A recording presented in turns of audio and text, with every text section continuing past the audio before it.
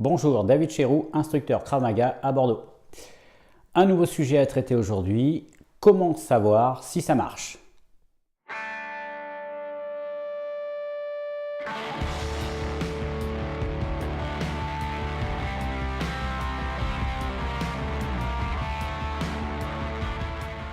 Donc vaste question, hein, c'est une question qui revient souvent dans le Krav Maga et pas seulement dans le Krav Maga puisque il y a quelques mois il y a eu une interview entre sur une chaîne, je ne sais plus laquelle, Frank Ropers et Cyril Diabaté concernant la self-défense, ce qu'en pense Cyril Diabaté par rapport, enfin ce que lui en pense parce qu'il avait lâché une bombe en disant que c'était du mythojutsu, hein.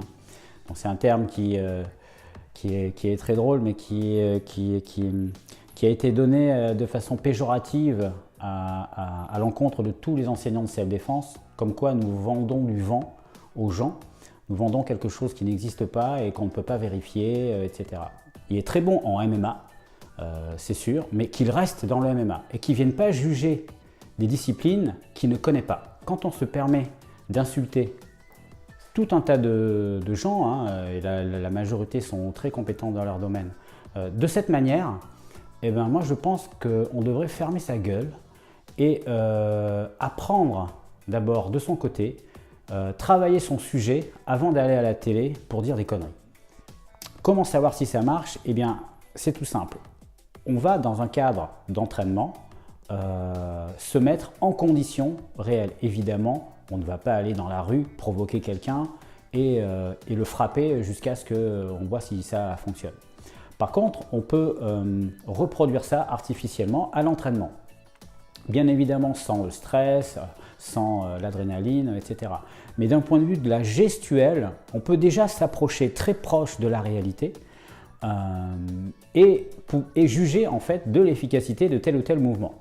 Le plus important dans ce travail, c'est de se protéger. Donc, votre partenaire va vraiment s'équiper de la tête aux pieds, hein, casque intégral, hein, ça c'est quelque chose que je le dis souvent, casque intégral du visage protégé, plexiglas ou grille, plastron, coudière, protège avant-bras, genouillère, hein, type genouillère de volleyball, c'est très bien, c'est flexible et ça amortit, protège tibia, etc. etc. Des gants type MMA pour pouvoir saisir, voilà. Et du coup, votre partenaire va lui aussi s'équiper, hein, au moins avec des gants de MMA, et en fait, vous allez pouvoir avoir une approche très réaliste de ce qui se passe. Par contre, votre partenaire doit jouer le jeu. L'attaquant, quand il vous attaque pour de vrai. Donc, ça doit être réaliste. Mettez-vous dans un cadre de rue.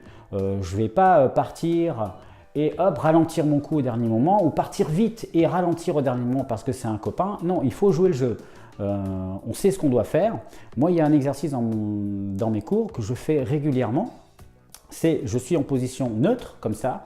Mon partenaire est face à moi avec des gants de boxe. Il est en garde, hein, il est prêt à frapper. Et à ce moment-là, je lui dis, tu me frappes au visage aussi fort que tu peux. Tu me frappes comme tu veux, un coup de poing direct, un crochet, un uppercut, tu me fais un coup, mais le plus fort que tu peux. Le message est clair à ce moment-là, et je démontre, hein, à mes élèves que quand on fait un blocage correct, eh bien, on ne se fait pas mal. Dans le pire des cas, on a quoi? Un bleu, voilà, vu que le partenaire a des gants. On sait que dans la rue, ça va piquer un peu plus, forcément, puisque quand on n'a pas de gants, bon, ça va claquer, mais en tout cas, on peut observer que la technique fonctionne ou pas. Et il faut que votre adversaire, votre partenaire, joue le jeu jusqu'au bout. Je veux dire, si il vous donne un coup, boum, vous le bloquez, vous enchaînez, mais qu'il est encore virulent, il faut que quand vous frappez dans le casque ou dans le plastron, vous mettez la patate pour de vrai. Donc, s'il est encore virulent, eh ben, il doit se forcer à encore réagir. Pourquoi pas vous donner un coup de pied qui passe, même en tombant, il peut vous donner des coups de pied. Donc, voilà, pour se rapprocher de la réalité, de savoir ce que c'est que de combattre un ennemi. Parce qu'au club, on n'a pas d'ennemis, on a que des partenaires. Mais dans la rue, c'est quelqu'un qui vous veut du mal. Et peut-être même qu'il veut vous tuer. Peut-être qu'il ne veut pas vous tuer sur le moment, mais s'il prend un coup voire 2, voire 3, et qui peut se relever derrière, à ce moment-là, il peut devenir fou et sortir une arme, pourquoi pas, et vous tuer. Donc, comment savoir si ça marche? Mettez-vous en situation, protégez-vous et allez-y à fond. Voilà. Merci pour avoir regardé cette vidéo. Entraînez-vous bien.